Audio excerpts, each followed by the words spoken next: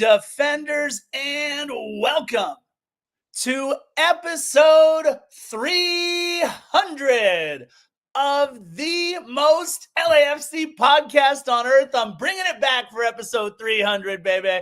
You know my voice. It's the Scarf, J.R. Liebert, and recording in world-famous Philomonster studios across the interwebs, but located in one Burbank, California. I give you the newly haircutted man himself, one Christian Philly Philemon. Hello, Los Angeles. Hello, lovers of the black and gold. Hello, fans of Major League Soccer. Hello to the millions And millions of Defenders of the Bank listeners. Episode 300. In reality, we kind of got past 300 a long time ago if we would have considered the One More Sleeps episodes. I have no idea where we really are, but it's been a fine journey since we launched this pod back in 2018. Getting here was a lot slower, I would say, than I had originally anticipated. I thought we would have been well above episode 300 at this point, but since we stopped counting One More Sleeps and we had an episode 17.5 and a 267.3, the numbers are beyond what I would have possibly imagined. But here we are on the 300s, along with our friends Heart of LAFC that are going to be kicking off their podcast in 35 minutes at the time of this recording. It is Thursday night, March the 9th at 8:55 p.m. Holy moly, we are here, my friend. You are very jovial from having gone back and forth to Vegas all in a day with no sleep. How in the hell do you keep up that energy with no caffeinated beverages or other substances to get you going? Philly, I can tell you have 300 on the brain because you said today was March 9th, not May 9th. You must have known, Philly, that on March 9th, 2007, the movie 300 opened in the United States. The 117-minute movie would go on to gross $456 million worldwide. How about June 4th, 2009, Randy Johnson becoming the 24th pitcher to win 300 games. Just April 29th of this year, Philly, Anthony Rizzo joining the 300 home run club. How about September 1st, 2020, 96-year-old Sarah Lyons becoming the oldest to bowl a perfect game at 300. Oh my God, 96 years old. Look, I've done that, but only on Wii Sports. And Philly, you know I got to bring it up for episode 300, baby. January 1st, 2012, Rob Gronkowski cradles in whose 300th touchdown pass? None other than the GOAT himself, Tom Brady, the greatest living American, 300 touchdown passes, January 1st, 2012. And Philly, Thursday, May 9th, 2024, Defenders of the Bank becoming the second LAFC pod to make it to 300 episodes. And Philly, I wouldn't, couldn't, shouldn't do it without anybody else, my friend. You and I have had so much fun on this 300 plus episode journey. I can't wait till we get to talk about Ted Williams at 406 or maybe Tony Gwynn at 394 or any of these other big milestones that we've got coming up. And I want to say a big thank you to everybody in the chat. We got a lot of people who don't normally chime in on the chat, chiming in. A lot of people that normally do. We love you guys. 300 episodes later, Philly. And at least we get to talk about a win. Yeah, that's true. You were so nice because after you mentioned Rob Gronkowski, the only other thing that I would have thought of was issuing 300 lashes out to you for a New England Patriots reference. Gross. But, I mean, everything was just so nice that I couldn't really say it, even though I kind of said it. Anyway, it's, I couldn't have done this with anybody else other than you. To think I'd only pestered you for a number of months in that 2018 season. Let's start a pod. I don't know. JR's fear of commitment, so to speak. But you eventually turned yourself around. And you did it. You said, let's do the podcast. We came a long way from that rec center in your neck of the woods, the Palms in Los Angeles, where we had one omnidirectional mic and we thought we had things figured out. And we designed our little space without even a YouTube presence, thinking it would add to the overall ambiance of everything. And here we are, the journey it's taken us on, the friendships that we've made, the games that we've seen, the relationships that we've cultivated, the the adventures, the flights, the job opportunities, the studio times, the calling games on ESPN Plus.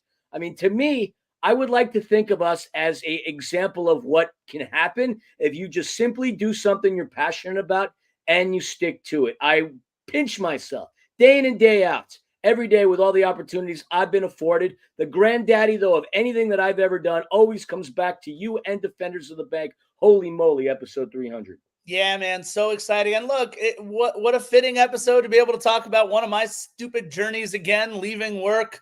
I took a half day and then headed home, took care of some stuff with my mom real quick, and because I always got to take care of mom, and then headed out to Vegas, baby. Got into Vegas at about 6 p.m. on the quick drive. Thank goodness for very little traffic.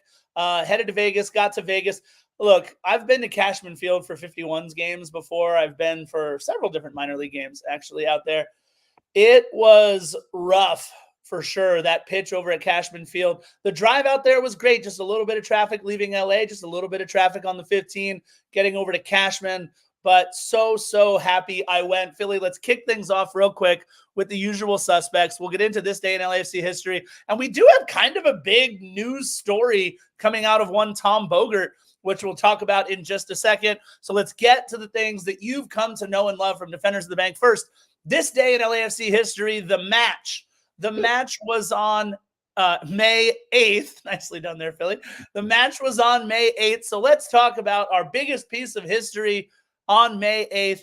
May 8th, 2018, LAFC, just a month or so into their maiden season, waiving Rodrigo Pacheco. He became the first LAFC player ever to appear in an official game and then get cut. He was our fourth signed player in team history. Yeah, that Vegas young keeper wasn't too bad. We'll talk about that. It was fantastic. On on May 9th, though, that's today, May 9th, 2015, and I double-checked this, LAFC hosted the first ever LAFC Supporters Town Hall, which was, of course, was a prelude to the 3252. That's May 9th, 2015. And on May 9th, 2018, Edward Atuesta and Mark Anthony Kaye scoring their first career goals each in Major League Soccer in a 2-0 win over Minnesota United. That is this day in LAFC history, but we get to put this one in our this day in LAFC history, of course. May 9th, 2024. Defenders finally reaching 300 episodes. Woo! Philly, the Tom Bogert just like kind of sliding across on the LAFC news desk there. LAFC hiring a new number 2. Who does number 2 work for? John Thorrington. That's who number 2 works for. His name is Neil McGuinness. And I got excited because I thought LAFC was bringing Guinness to BMO Stadium. But no, they're bringing Neil McGuinness to BMO Stadium.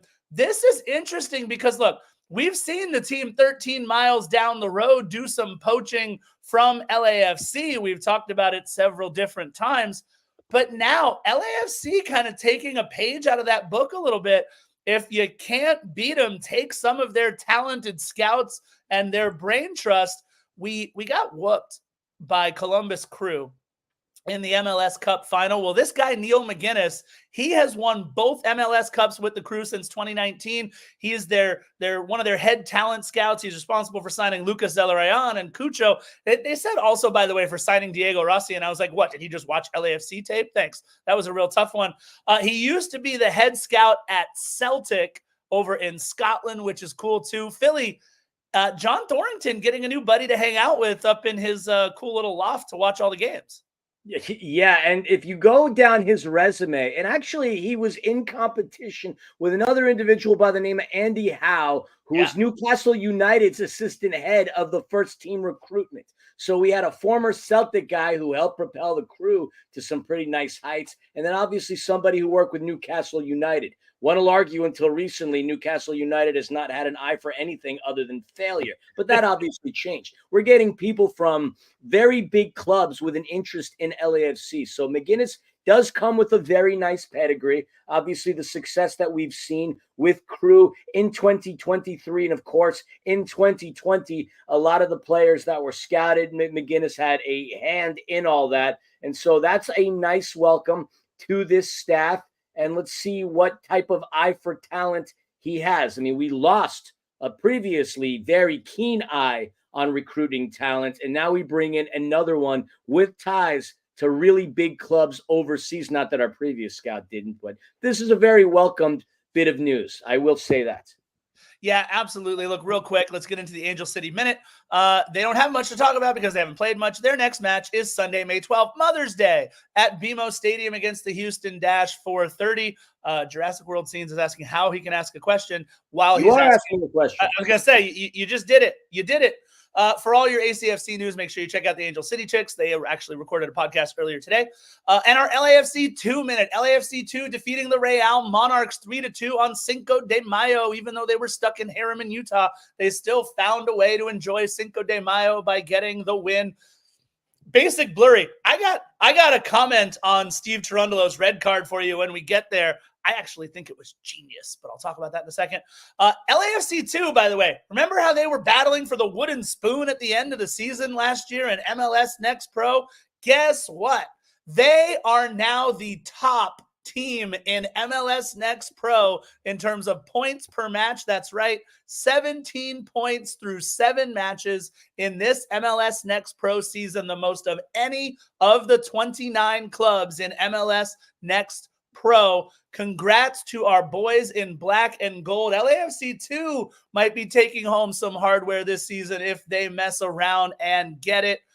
Their next match is also on Mother's Day. It's at Titan Stadium, Cal State Fullerton. They take on Whitecaps 2, Titan Stadium, Sunday, May 12th, 1 p.m. So you can go see 1 p.m. LAFC 2. You can go see 4:30 p.m. Angel City. You can take your moms out for two soccer matches. And that's everything we have going before we're going to talk about this match. Philly, you and I broke down the first half of this match, and you tend to use a German word oftentimes on this podcast.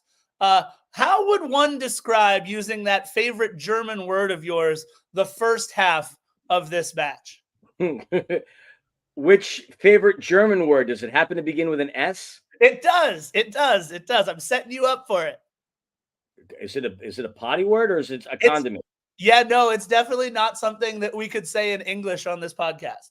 But I could say it in German on this podcast. You can get away with this one right here, episode 300. Kids, we played like Scheisse, absolute Scheiß, a Scheiß Halbzeit. It was god-awful. Without a doubt, one of the worst 45 minutes I've ever witnessed in LAFC's history. Not just this year, in all of history. And I don't know if I was just mildly jaded after having watched Real Madrid and Bayern Munich, which, by the way, I'm still pissed off as all hell at that game. But regardless, going from that to what we saw at Cashman Field, a crap field, hardly anybody in the crowd, terrible football. Scheisse is exactly the way both teams played. I was utterly bored. And it pained me to say this because when I saw the lineup, I rolled up my sleeves happily and said, Steve is not messing around. He's bringing in the good big guns with a sprinkle of the young bucks. We're going to go out there and pulverize this team. But the first 45 minutes, I don't think the junior varsity team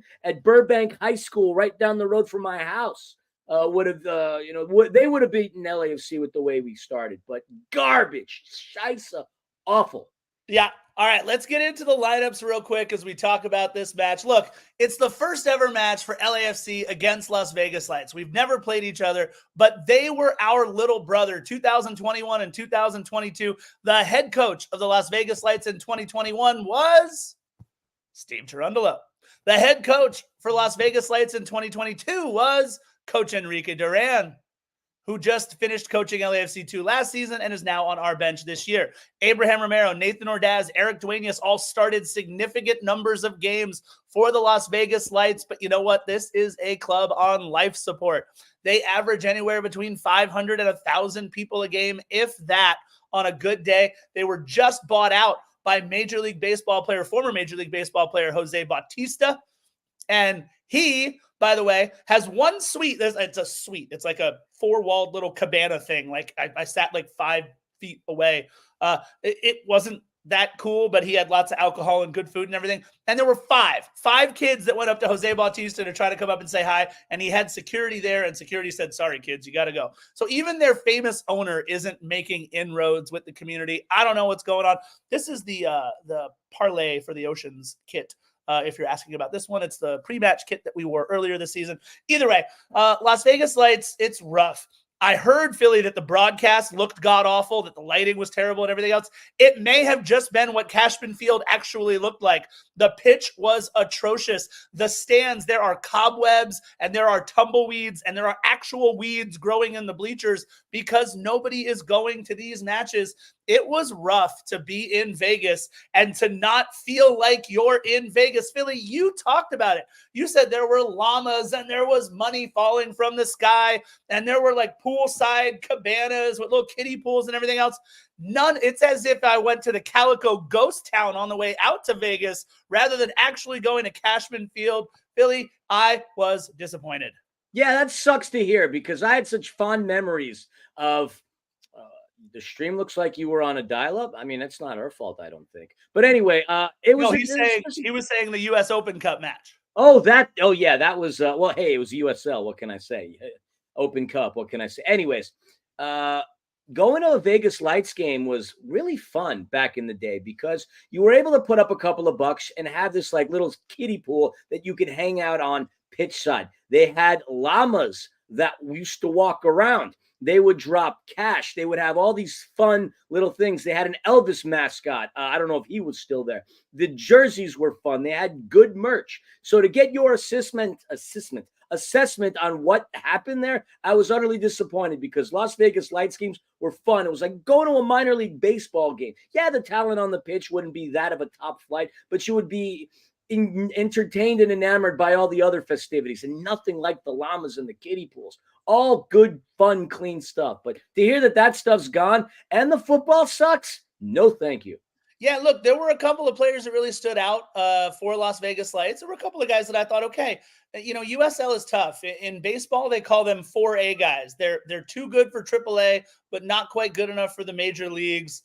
So they call them 4A guys. That's what you get for a lot of these USL guys, although some of these guys certainly had USL experience. I love the fact that my player to watch wasn't even in the 18. Thank you so much, Mr. Arozarena. Appreciate that. Generally happens, though. But, I mean, come on. He started 9 of 12 games for them. That was anyways. Some players certainly. But, Philly, as I look over the first half, let's get through the lineups. I literally have 4 notes that I would want to talk about in the first half, and then we roll. I'm going to go ahead and start. We got 7, so we're good. 7? That's way too many. Let's go ahead and start. How about Dennis Sanchez, the coach of the Las Vegas Lights? Look, let's remind everybody, Jose Bautista bought this team in January of this year, January 2024, and they had no players or coaches. None. Not a thing. The cupboard was bare. It looked like the bleachers out in the Las Vegas Lights game that I was at. Nobody home. And in just 5 months, they've put together, look, a competitive, decent squad in USL. Started out really well, won 3 of their first 4, and now it looks like these players are realizing that they play for the Las Vegas Lights, and it's rough. Basic Blurry, we'll get to all your questions, I promise, because I've got some theories. I know Philly wants to talk about it too. They came out in a 4-4-2, a low block, and that is what teams have been trying to do to us all season. So they come out in a 4-4-2. One of the players that really stood out was goalkeeper Nicholas Amenter. He was fun to watch. He kept them in the match. He had really good leaping ability. He was very confident in having to come out and go get the ball. Really liked that keeper Amenter.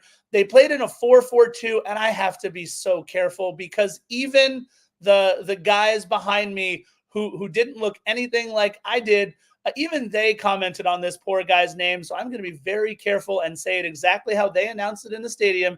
Gennaro Nigro. It was. Yep, that's what they said on the broadcast. Yeah, thank God, because the amount of chuckles and stares that he got from all the people that were behind me, this poor guy growing up with that name, I can't imagine what that must have been like. Also, no, there's no name to grow up with worse than being called Dick Butkus. I That's a mean, bad man. true, but Gennaro Nigro is a very close second for a dude that was definitely one of the whiter dudes out there on the pitch. Still not as Defender. bad as Dick Butkus. That's true. Fabian Garcia, Joe Hafferty, and Sean Smart, who we will certainly hear about in this match on the back line. Midfielders, Jausu Samake, who was Philly's player to watch in this one, Valentin Noel, JC Ngando, and Solomon Asante, Coleman Gannon, and Edison Azcona rounding out the 11. They brought in a couple of guys towards the end of the match, but again, it really didn't matter who they brought on. I thought that the substitutions, Philly, and the moves by LAFC, I don't care if it was Steve Cherundolo or if it was Ante Razov making them, I think they were genius, Philly. Tell us who we started and who we would wind up seeing. Yeah, it was a very pleasant surprise to see the starting lineup because I didn't hold my breath. I was anticipating Monterey Bay FC style lineup, which would have been fine, I guess. Maybe they would have played better than the first team, senior team did within the first 45 minutes. But knowing that Denis Bouanga was going to get out there and start, awesome. Kai Kamara getting the start in as the center forward, good stuff. You had Louis Muller. At one point, I was thinking Thomas Muller. How amazing would that be? But then again, Thomas is kind of old anyway. Eric Duenas getting the start against his former club. Edward Atuesta, Timothy Tillman. Basically, the midfield looks the same with the exception of Ilie Sanchez. Omar Campos back, Eddie Segura, Aaron Long, Sergi Palencia, and Abraham Romero, which you mentioned and we knew because he was in the press conference with Steve just media day, just the day before the game. So he knew Romero was going to play over Hugo Lloris. In fact, they didn't even have a backup keeper listed within the 18. They had Maxime Chenot, Ilie Sanchez, Muri, Oliveira, Bogusz, and Nathan Ordaz, who was my player to watch. I thought he would get more burn. No backup keepers. Just Romero. That was what was on LAFC's bench, at least what MLSsoccer.com reported. I don't know what other periodicals did, but that's your starting lineup. A starting lineup that I said should win 3-0 handedly. But it didn't look that handedly in the first half. Yeah, that's news to me, by the way, because, I mean, I was literally standing next to Imad as the players got off the bus. And the first thing I noticed, by the way, was, hey, I don't see Ryan Hollingshead anywhere. And you're absolutely right. What I see, I'm going to go to Twitter just in case, because I'm telling you, what I saw come off the bus was a David Ochoa. I know David Ochoa. I said hi to David Ochoa. He came off the bus, and I was like, hey, there's David Ochoa. And he plays keeper. But you're right. According to MLSsoccer.com, there was no backup keeper, which is weird. Yeah. Either way, I'll figure it out. Luis Muller, by the way, your guy, almost scoring, creating a great opportunity, I should say, early on in the 7th minute. Muller to Omar Campos, and the first of what would be a series of several great saves by Amener, kick save and a beauty, as they would say at the LA Kings matches. Good effort by Muller to create that chance and an even better save. And then Philly, I'm going to flash forward all the way to the 21st minute because I almost lost my mind at Edward Atuesta picking up another early, stupid yellow card. This guy is supposed to be one of our leaders and our more cooler-headed players on the pitch. And 21st minute in, another silly, unnecessary, just immature yellow card from Edward Atuesta. And I just... man, I don't know how much longer I can weather these dumb yellows early on by Edward. He leads the league in yellow cards if you go down the list over the regular season. At least I'm pretty sure he does, unless something changed. I think he had like 5 yellow cards going into this weekend's matchup against Vancouver. I could be wrong. I'm rattling this off the top of my head. But, dude, everything about the game for LAFC within that first half, I mean, there was nothing exceptional. Yeah, Kai Kamara did a couple of nice things in the 29th minute. Edward Atuesta had a long shot out of the box off target. Amateur was the best thing that you saw on either sides of the pitch. He was fantastic. The kid made his first ever appearance as a member of the Las Vegas Lights, which made it even more impressive. He had far greater of an impact on the game than any of our keepers have had since we let go of Maxime Crepeau and John McCarthy. No disrespect to all you hardcore Hugo Lloris fans, but thus far he's been at best. The Obviously, some of the goals that he has let in over the regular season, not all to blame on him, but just watching a goalkeeper stay flat-footed time and time again as he watches the ball hit the back of the net, it sort of reminds me of the movie Ladybugs with Rodney Dangerfield, where the kid is just watching the goals go through, just kind of like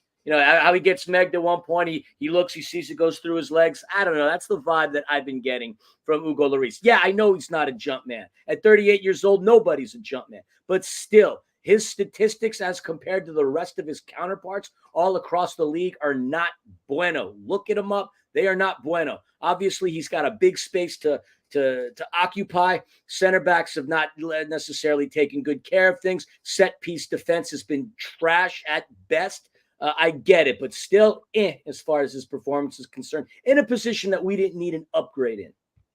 Yeah, look, David Ochoa, by the way, did get signed to a short-term contract for that match. So I have to think there was some sort of an error, or maybe there was an issue with a short-term contract and he couldn't get signed. I don't know.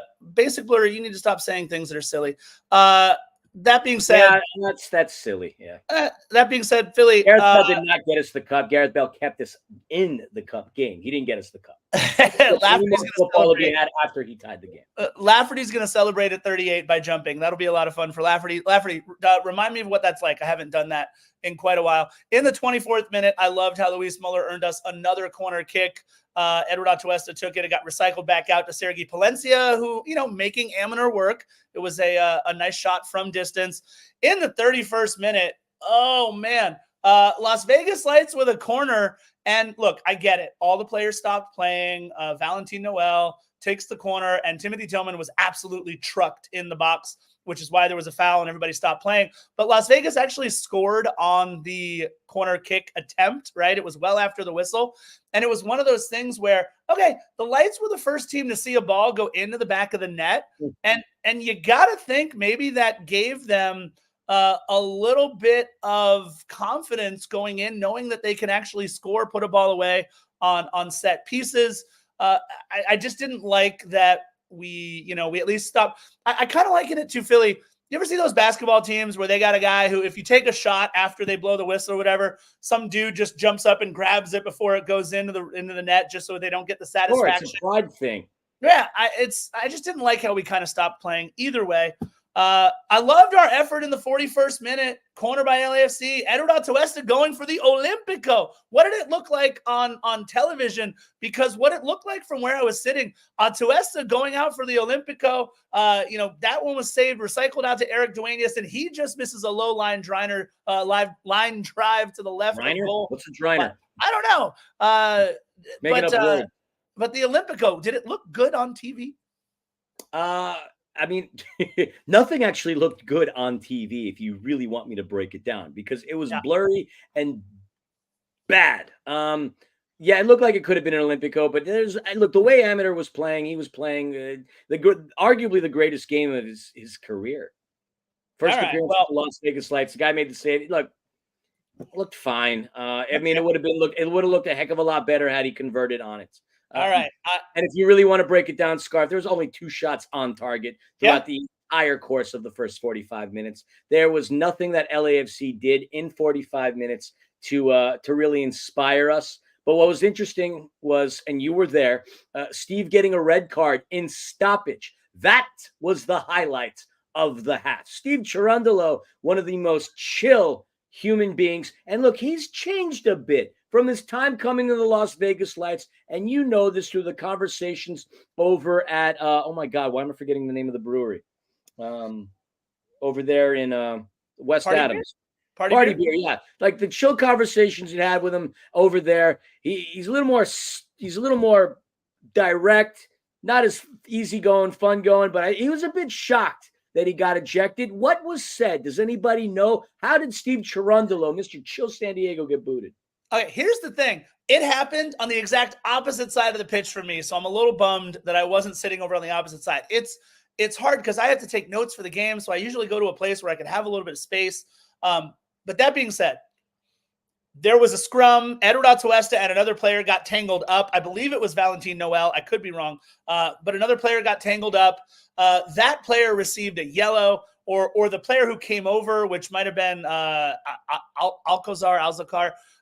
he like tried to swipe the ball away from Timothy Tillman, and Timothy Tillman did this like soft, like, oh, I got grazed on my eyelash, I will now fall down, and try to feign a yellow. It was just like the softest, saddest thing. Yeah. And then Cherundolo just kind of comes over low key, says something to the referee, and we all were absolutely shocked. And I'll say this, I flipped out because I thought it was Edward Atuesta at first. They didn't announce it in the stadium, by the way, until halftime. I thought it was Edward Atuesta, and I was losing my mind. What kind of leadership is this? What is he thinking? This and that. And then all of a sudden they announced red card to LAFC head coach Steve Cherundolo. And even the Vegas fans who knew Steve Cherundolo from 2021 when he was coach there, they went, Steve just got a red. Now, here's what I think he was trying to do, Philly. And I think maybe he said a magic word or two, because you won't hear me say this very often, but I think the red was genius. I think he was meaning for it to be a yellow, but I think the red was genius. Philly, you ever see a coach in the NBA who gets that technical and gets his players fired up, and maybe he knows it's going to be his second technical, and they're down 12 points at the half, and then they come roaring back in the third quarter, take the lead, all because their coach got pissed, or at least that's the narrative they like to tell every single time, right? That's exactly what I think Steve Cherundolo was trying to do. He looked at that first half the same way you and I looked at that first half and went, guys, these are the freaking Las Vegas Lights on a mid-tier pitch at best in front of 2,200 people, most of whom were supporting LAFC, and this is how we come out for 45 minutes. Cherundolo said, look, if y'all aren't going to do it out there on the pitch for us for the first 45, I got you over here on the sideline. I'm going to get you fired up. I'm going to go to the strip and maybe play some poker for a minute. Ante, take over. You know, that's funny. I was getting vibes from the movie Hoosiers, how Gene Hackman got himself purposely kicked out so he could let his assistant coach, who was the inebriated fellow, go through and take over. But the individual who took care of us wasn't an inebriated fellow. It's Ante Razov. For those who don't know, Ante Razov has been our assistant coach since this club got started. That announcement was made January of 2018. He's been here longer than some of you listeners in the chat right now, a part of the furniture, if you will, at old school Bank of California Stadium. But Ante Razov isn't just a player who does a coach with the X's and O's and the clipboard.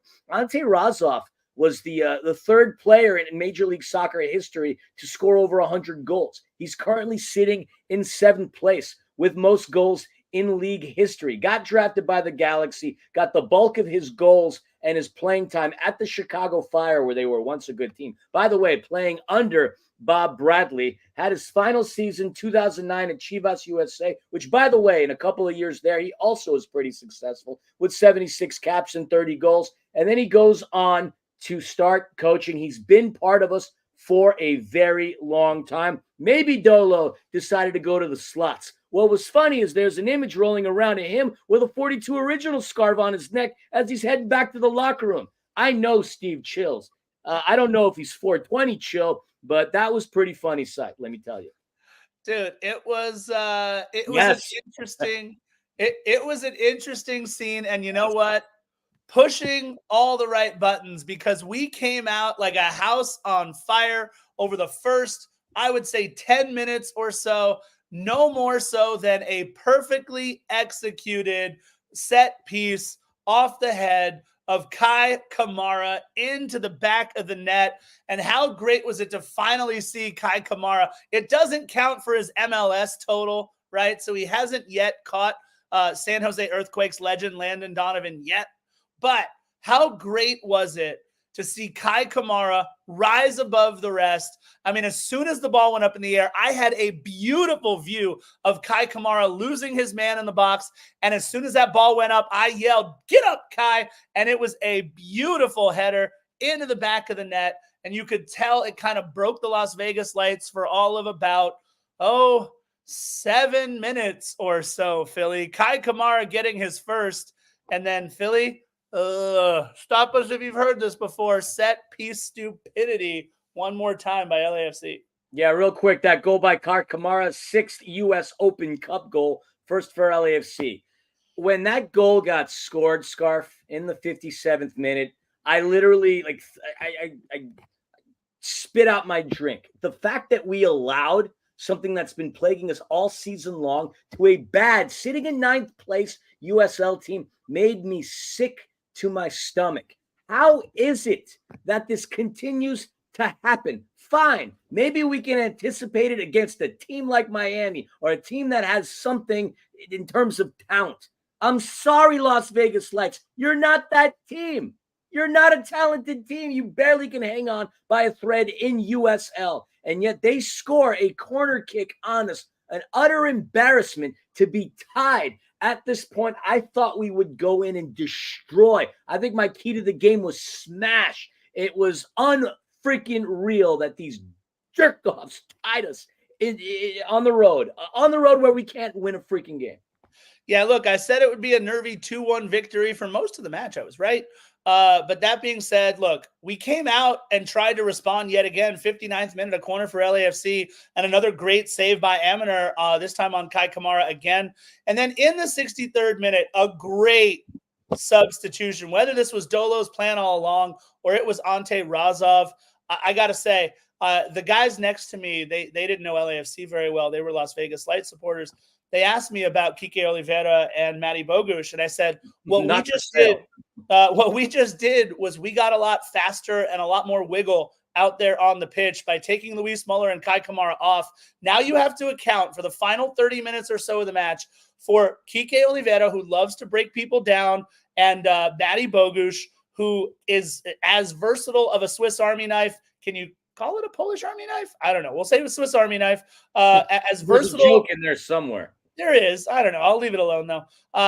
As versatile of a Swiss Army knife as we have, and I thought it was a brilliant bit of substitutions because Philly, just 8 minutes later, I got to say, I saw this in one of our chats, and it was one of the funniest things I had heard for a while.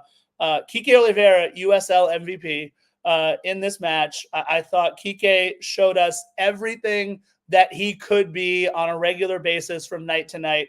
And Philly, what he did in the 71st minute was just dirty. I'm happy that he finally got rid of that Star Wars Stormtrooper accuracy in his shots. It was Omar Campos that really created that opportunity, though, driving in the box. I don't know if he was trying to really get a cross in or shoot. I couldn't tell because, the jerseys were lost on the pitch and the feed kept getting blurry. But it ricochets and Oliveira punches it in. I was pretty happy for this kid. He started giving me Brian Rodriguez vibes. Obviously, work rate slightly different, but another Uruguayan winger that just makes me nervous anytime he has the ball dribbling in the box. But he punches one in. His second goal over 2 games, and that finally got us out of what I considered a pretty nasty rut. So that wasn't going to be the only time that we would say Kike Oliveira's name. Yeah, look, Denis Bouanga knocking on the door a couple times in the 73rd and the 75th minute. That goal really got him a little bit more activated.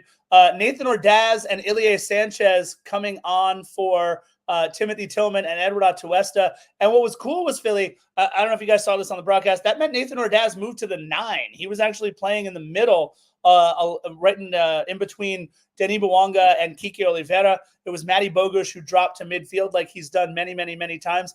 Did not love in the 80th minute an absolutely crunching tackle on Denis Bouanga. And then they brought in some subs, did Las Vegas in the 81st minute, but it was almost too little too late. Philly, the 86th minute, though, holy crap, LAFC tried to give up a chance late. The first shot saved by Abraham Romero. And then I didn't see the number of the kid who got the shot off. And surprisingly, LAFC's and MLS's website on this match has no stats whatsoever. Abraham Romero saving the first one. The kid hits the rebound over the bar on the second attempt. We got very, very lucky. LAFC kind of fell a little bit asleep over those last few minutes. And then Philly, everybody got woken up by a little bit of another master class by Kike Oliveira in stoppage time to put the nail in the coffin. Yeah, I mean, absolutely cut through, had himself a great shot. Now 3 goals over the course of 2 games. So it's, both, by the way, against bad teams. Let me just throw that out there right now. San Jose, not a good team. And obviously the Las Vegas Lights, not a good team. But in terms of boosting his confidence, I mean, these were important goals that Oliveira scored. Had he not subbed in and did what he did, then we're having a completely different conversation. A very embarrassing one, considering the efforts that we put against the 9th place team in the Western Division of the USL. So Oliveira goes through, nearly nets himself a hat trick. Although I will say, before he was called offside, saw Jesus David Murillo check into the game, and all I could think to myself is, why? Why Moody? Why put Moody in the game? He's been a liability in these past couple of matches. Figured, you know what? Give him his punishment, his penance, let him sit on the bench and wait till another game. But figured, oh, Moody's coming back. He's going to, allow another silly scenario, or he's going to bark at the referees. Either way, the referee blows his whistle. Oliveira scored 2 second-half goals, including the game winner. I mean, it was good. And now, as a result of that, we've advanced in the Open Cup. The winner of Orange County SC and Loudoun United out of Virginia. They're going to be competing against one another at BMO Stadium. And I'd like to say thank you to the front office for making this a $15 to $20 game, because it's going to be easy on the pockets. We all, if we opted in or didn't pay attention, you're a season ticket holder, check your email, because Leagues Cup money's coming out today, tomorrow, if you didn't make a move on opting out. So it's nice that we finally get a $20 game. Thank God. Yeah, look, we've got 3 matches coming up in short succession. In fact, we've got 6 matches coming up in short succession. Real quick, Saturday, May 11th at BMO against Vancouver Whitecaps. Wednesday, May 15th in St. Louis against St. Louis City. And then the match you are talking about, the match that got added to our schedule, Tuesday, May 21st. Leesburg, Virginia's own Loudoun United. This is exciting stuff. We welcome Loudoun United. That's DC United's minor league team. They are the only No. They don't have a minor league team. They have a new affiliate with MLS Next. They have a minority stake, though, in Loudoun United. But they are the only USL team that is still affiliated with an MLS club. I had to look this up and check it out. They are the only USL team that is still having an affiliation with a MLS club, and that is DC United's own Loudoun United. I like it. This is going to be fun. We're going to do a little bit of a breakdown on Loudoun United as we get closer. But we do, Philly, they said what? It was a $20 match, right? You had just talked about it. It's $20, general admission, $15 for supporters. Yeah, and they are, it looks like, I would be shocked if they open up the entire stadium. I think it will be another lower bowl. Look, the game is on a Tuesday. They may be Loudoun, but the 3252 is louder. Oh, boy. Look, I think that it's going to be another lower bowl match. It's a matchup on a Tuesday at 7:30, so I don't expect the stands to be full. Prove me wrong, Black and Gold faithful. Prove me wrong, Bank of BMO Stadium crowd. Let's put I almost owed $5 in the jar. Prove us wrong. Philly, the only thing that I do love about the U.S. Open Cup are what they call cup sets. And we did have 2 cup sets in the round of 32. New Mexico United 4-2 over Real Salt Lake. But by the way, Real Salt Lake did not play anybody in that match other than young guys and backups. And also Detroit City FC dispatching their MLS side as well. Nicely done. Houston Dynamo losing to Detroit City FC. So we've got some fun ones coming up, Philly. Atlanta United still in, Sporting KC still in, FC Dallas still in, Seattle Sounders still in, and San Jose. So a total of 6 MLS clubs still representing for Major League Soccer. Lots of other clubs. Obviously, there's 10 other clubs, most of them USL sides, but an MLS Next Pro side in NYCFC 2 is still in it as well. Tampa Bay Rowdies take on FC Dallas. Go Cal Jennings. That's going to be a lot of fun. Look, lots of fun to talk about, Philly, but look, I'm glad that the front office took it seriously. I'm glad I drove out there and saw a 3-1 win rather than a terrible loss. And more than anything, Philly, I'm glad to do 300 episodes plus with you, my friend. Unreal that this one, by the way, is going to be one of our shorter ones, but that's because the first half was so terrible. And the second half, look, other than a couple of good moments, remember, folks, if we win this damn thing, we get a spot in the 2025 CONCACAF Champions Cup. We need 4 more wins to do it. There's only 6 MLS clubs left. Why not us? Why not now? Oh, I can hear the headlines right now. If we win the Open Cup, the haters are going to go out there and say, "Well, it's not like it was the real Open Cup because you didn't have all the teams and the format wasn't the same." There's always some idiot knucklehead who always has some stupid ish to say. I can picture it right now. The team that we're going to square off against, Scarf, not too worried about them. You mentioned the tie, Detroit City. This team barely drew against Detroit City, so FYI, there they've got 1 win, 3 losses, and 1 draw in their last 5. Another 9th place team, this time on the opposite side of the coast. Where in Virginia, you ask? Leesburg, Virginia. But they put up a very good showing, by the way, against Orange County Soccer Club. They have a guy named Leggett who's pretty darn good. So I do want to give that kid some props. We'll talk more about him on our upcoming preview for that. But you and I are busy. This might be 300, but we have a one more sleep tomorrow. We have another podcast over the weekend. You're going to Montgomery, Alabama on Sunday. You're taking an interesting trip, a very fun, interesting trip. But we got still plenty more things to talk about. And you're going to see a lot of defenders over the next 3 days, whether you like it or not. And the last thing I'll say is, Philly, I agree with those people that say this isn't what the U.S. Open Cup should be. I think it is a sham and a travesty that MLS couldn't pony up and get all of their teams in this. We all should be playing in this.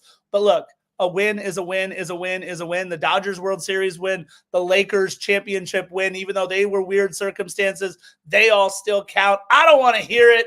We love you guys. Asterisks are dumb.